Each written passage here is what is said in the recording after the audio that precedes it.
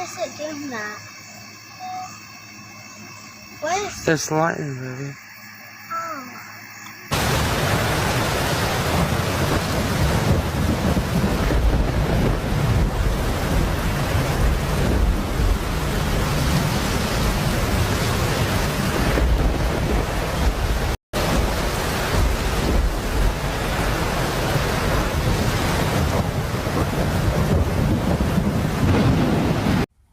Hello, my name is Dee, and you're watching Dee True Crime Commentary.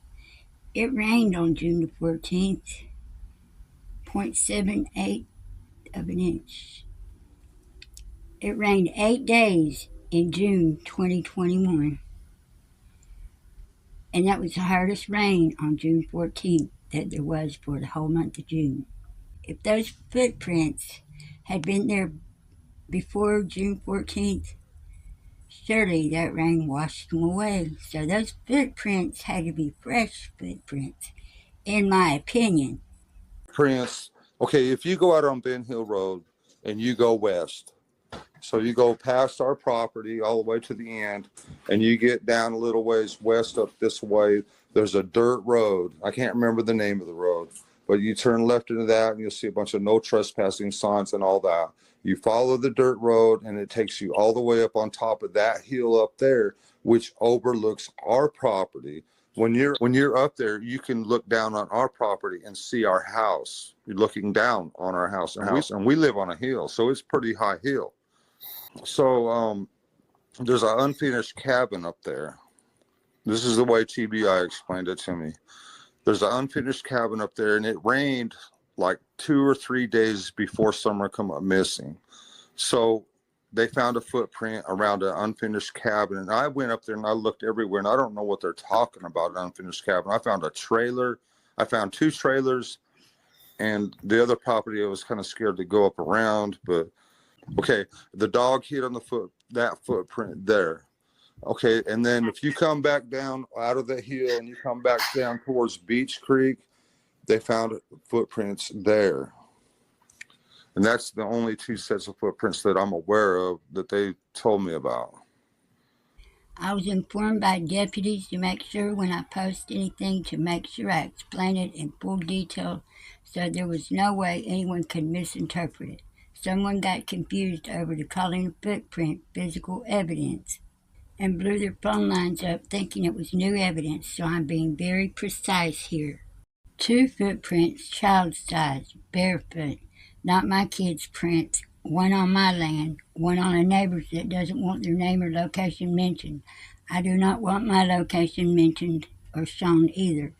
Search dogs barked at my land. He asked me questions about my kids' shoe sizes.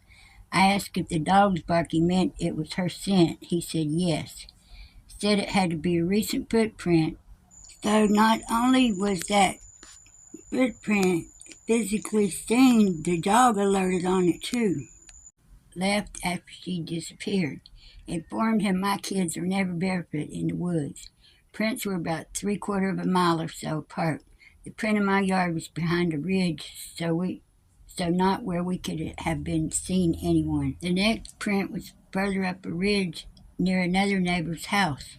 Not sure which print was left first, so no clue which direction she was going. Using common sense, we would deduct that this letter wasn't written by Jody Sue Brown or Andy Bernard, but it was written by a Mr. Phillips. This is the location of the footprints by Mr. Phillips' house. They're in that orange area. Now we're going to look at those text messages again between Jody Sue and Andy Bernard on June 15, 2021, the day Summer Wells was reported missing from her home in Beach Creek, Tennessee. At 9:44 a.m., Andy wrote, "Love you. You heard anything?" Jody Sue said, "Just tree grinding company. Did you call your dad about the other?" "Not yet," he said. "That we need, and Boog wants to hunt there, so he can mention that to the asshole." "Okay. Did you show," it's blanked out, "pics and tell him what was going on? Any issues?" Just him saying, where was I? And me telling him I'm on the way, not much.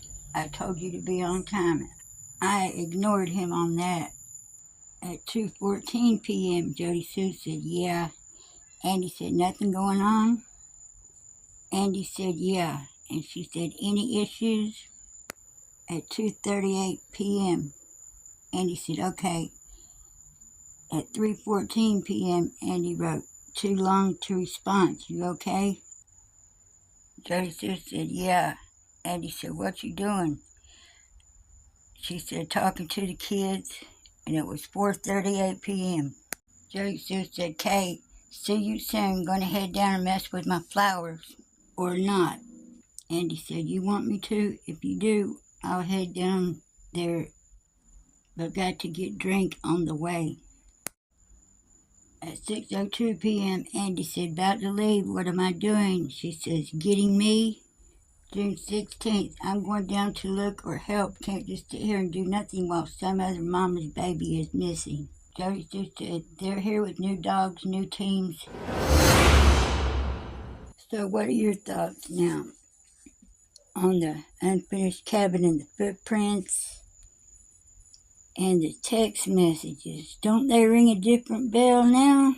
Soundtracks from neighbors and deterrence from neighbors.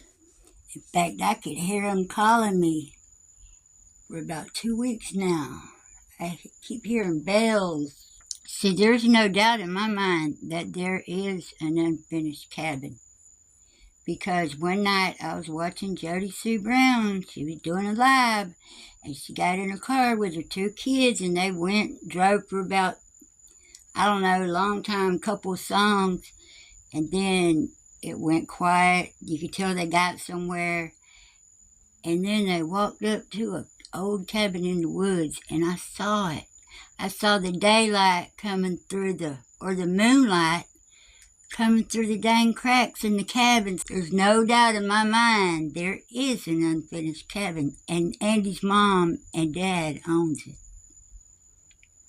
Now, the property tax thing, the property county records says it is on Fields Road.